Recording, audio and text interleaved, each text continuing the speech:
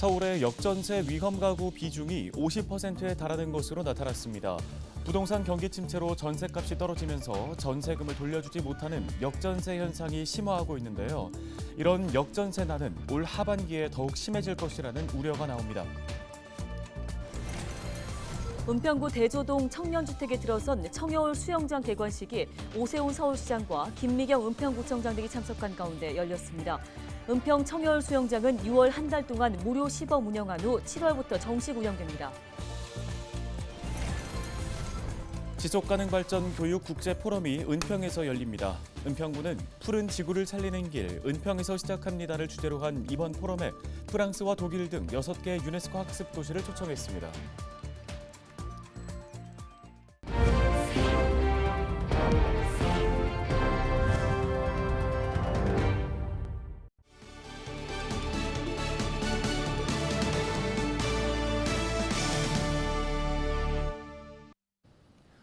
시청자 여러분 안녕하십니까? 헬로티비 뉴스입니다. 최근 부동산 경기 침체로 전세값이 떨어지면서 보증금을 돌려받기가 어려워지는 역전세난이 가중되고 있습니다. 네, 더구나 올 하반기에는 전세 계약 만료 매물이 대거 쏟아지면서 역전세 공포가 더욱더 커질 것으로 보입니다. 심각해지고 있는 역전세난, 김호 기자가 취재했습니다. 1,400여 세대가 거주하는 서울 양천구의 대단위 아파트 단지입니다. 최근 전용 면적 89제곱미터 아파트의 전세값이 6억 원대에 거래되고 있습니다. 2년 전 7억 6천만 원과 비교하면 1억 6천만 원이나 떨어졌습니다. 인근에 위치한 빌라도 상황은 비슷합니다. 2년 전 전용 면적 59제곱미터 빌라는 2억 5천만 원이었지만 지금은 1억 8천만 원으로 7천만 원가량 떨어졌습니다. 지금 14단지 같은 경우 27평 같은 경우가 한 7억 6천까지 전세가가 갔었는데 지금 한 6억도 제대로 안 나오고 있거든요. 그러다 보니까 20% 이상 떨어졌다라고 볼 수가 있어요. 그 다음에 빌라 같은 경우도 보면은 빌라가 한 2억 5천 하던 게 지금 한 1억 8천밖에 안 하거든요. 그런 것들은 지금 15평, 18평짜리가 그러거든요. 그러다 보니까 거기는 한 30% 이상 떨어졌다라고.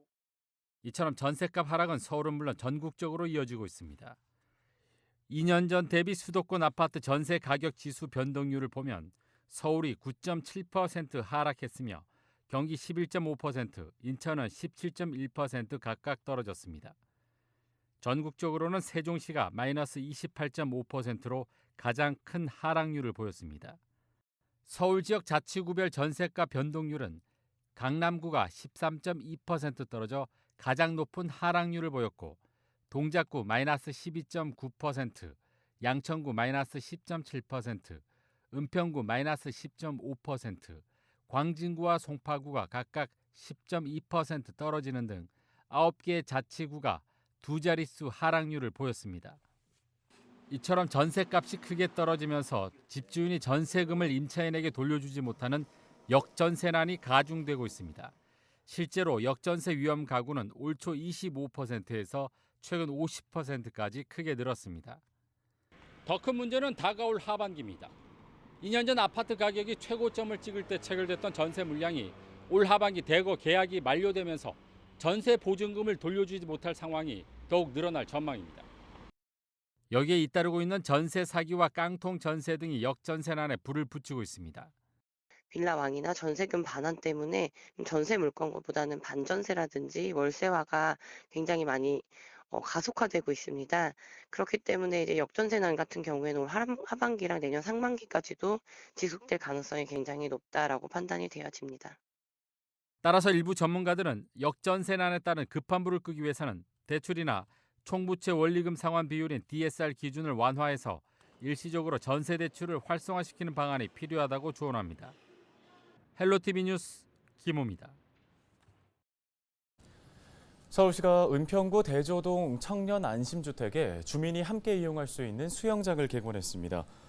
은평 청여울 수영장은 청년 안심주택 사업 시행자가 지역 주민을 위해 조성해 은평구에 기부 체납한 것으로 길이 20m의 레인 5개를 갖춰 75명이 동시에 이용할 수 있습니다. 수영장은 이달 한 달간 은평 구민을 대상으로 무료 시범 운영 이후 7월부터 정식 운영되는데요. 한편 7일 오세훈 서울시장과 김미경 은평구청장 등이 참석한 가운데 개관식도 개최됐습니다. 은평구가 오는 9일 세계 각국의 유네스코 글로벌 학습 도시를 초청해 지속 가능 발전 교육 국제 포럼을 개최합니다. 이번 포럼에는 프랑스와 독일, 이탈리아와 아일랜드 등 5개국 6개 유네스코 학습 도시가 참여합니다. 푸른 지구를 살리는 길, 은평에서 시작합니다를 주제로 열리는 포럼에서는 세계 각국의 지속 가능 발전 교육 사례를 공유하고 평생 교육을 통한 온전한 미래로 나아가는 방안을 모색합니다.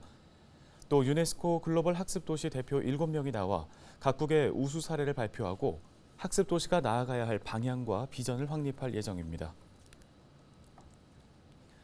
국민의힘 소속 양천구 의원들이 7일 오전 기자회견을 열고 정미경 전 의원을 규탄하는 성명을 발표했습니다. 이재식 양천구의회 의장과 최수지, 허훈 서울시 의원 등 국민의힘 양천갑 시구 의원 6명은 경기도 수원에서 재선 의원을 지낸 정미경 전 의원이 내년 총선을 앞두고 양천 지역 행사에 다니는 등 사실상 선거운동을 벌이고 있다고 주장했습니다. 이들은 양천갑 지역은 20대, 21대 총선에서 내부 결속의 문제 등을 고려하지 않은 낙하산 공천으로 더불어민주당 후보에게 패배했지만 조수진 최고위원 겸 국회의원이 당협위원장을 맡은 이후 서울시장 보궐선거 등 3번의 선거에서 잇따라 승리하고 내부 반목과 분열을 다독인 덕분에 안정화되고 있는 곳이라고 강조했습니다. 그러면서 정 전 의원을 향해 중앙당과 대통령의 뜻을 빙자하는 행위를 즉각 중단하고 양천갑을 떠나라고 요구했습니다. 은평구가 지역 주도형 청년 일자리 창출 사업에 참여할 청년들을 모집합니다. 모집 분야는 지역 특화, 사회적 경제, 지역 사회공헌 분야 등 3개 분야로 분야별 1명씩 모두 3명을 모집하는데요. 대상은 올해 1월 1일 기준 만 19세 이상 39세 이하 청년이며 은평구 거주자를 우선 선발합니다. 신청을 원하는 청년은 8일 오후 6시까지 은평구청 사회적 경제과로 방문하거나 이메일로 신청하면 됩니다. 선발된 청년은 관내 기업에서 6월 19일부터 12월 31일까지 근무하며 2023년 은평구 생활임금인 월 230여만 원의 보수와 4대 보험, 직무 역량 강화 교육 등을 지원받습니다.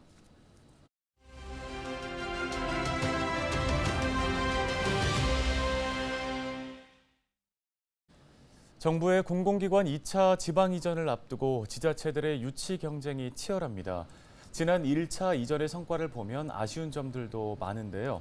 국가와 지역 균형 발전을 위해서 어떤 점들을 고려해야 할까요? 네, 지난해 대통령직 인수위 지방균형발전특위위원이었던 인하대 이기호 법학전문대학원 명예교수의 이야기 들어보겠습니다.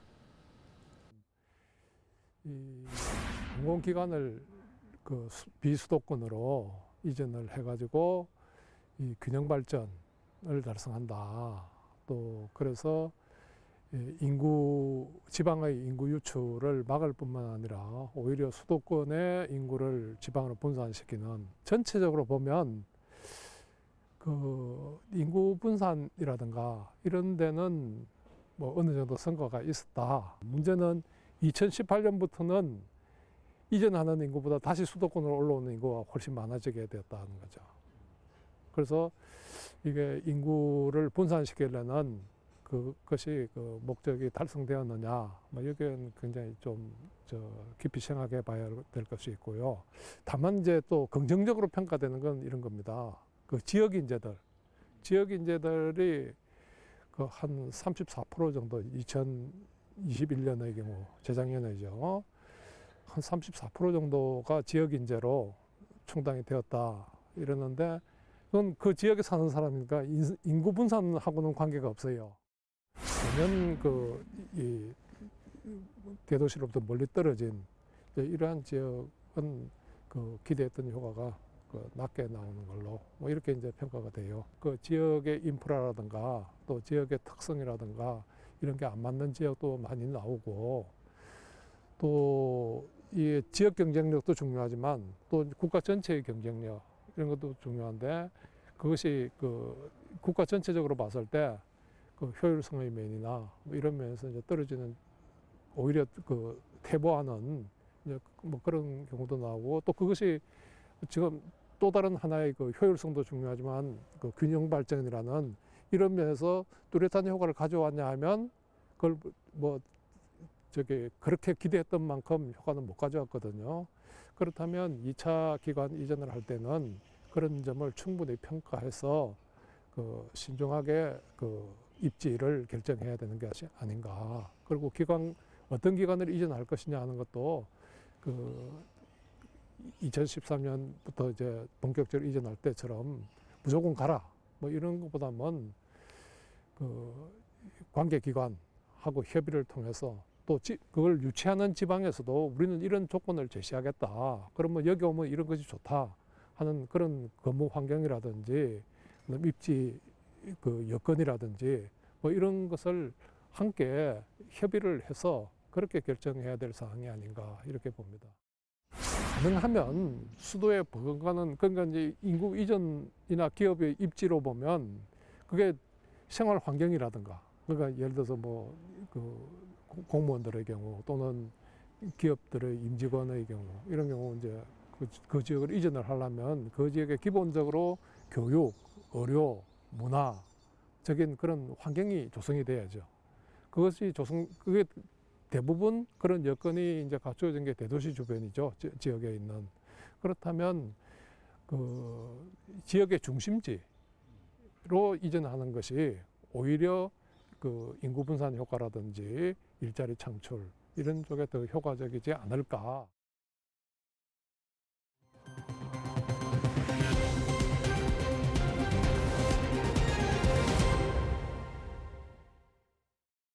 다음 소식입니다.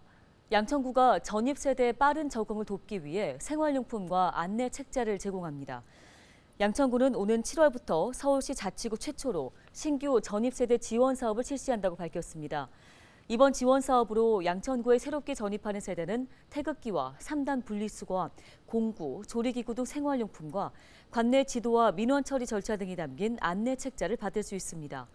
지원을 희망하는 세대주나 세대원은 전입신고일부터 3개월 안에 관할 동 주민센터를 방문해서 신청하시면 됩니다. 은평구가 재개발, 재건축, 정비구역을 대상으로 찾아가는 공공지원 조합 설립제도 현장 상담소를 운영합니다. 공공지원 조합 직접 설립제도는 재개발, 재건축 조합을 구성하기 위한 추진위원회 단계를 생략할 수 있는 제도로 조합 설립을 위한 소요 비용은 은평구와 서울시가 지원합니다. 은평구는 시작 단계에 있는 정비사업 13개 구역의 주민들과의 소통을 위해 현장 상담소를 개설하며 전문성을 갖춘 인력을 파견해 제도 알리기에 나설 계획입니다. 현장 상담소 운영에 대한 세부 일정은 은평구청 홈페이지를 통해 확인할 수 있으며 기타 궁금한 사항은 정비사업 신촉 추진단으로 문의하시면 됩니다.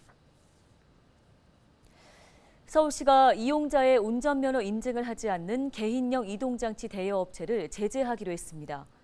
서울시는 면허 인증을 하지 않는 대여업체들을 즉시 견인구역 1시간 유예제도 적용 대상에서 제외한다고 밝혔습니다.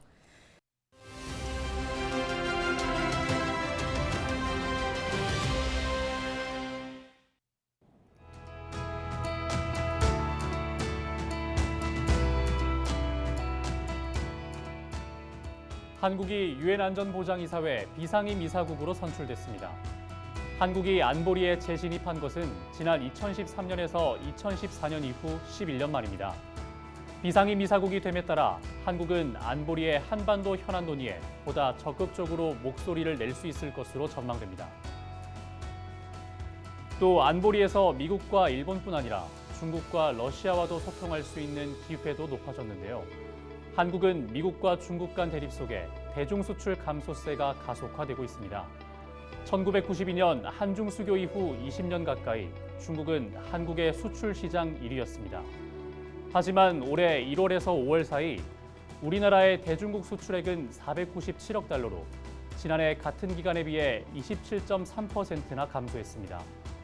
동북아 국제정서에서 갈등과 대립이 심해지면서 무역 비중이 높은 한국이 경제적으로 악영향을 받고 있는 것입니다. 우리가 안보리에 들어간다고 해서 중국이나 러시아가 갑자기 입장을 바꾸지는 않을 것입니다.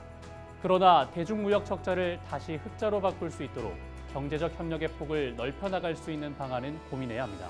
데일리 브리핑이었습니다.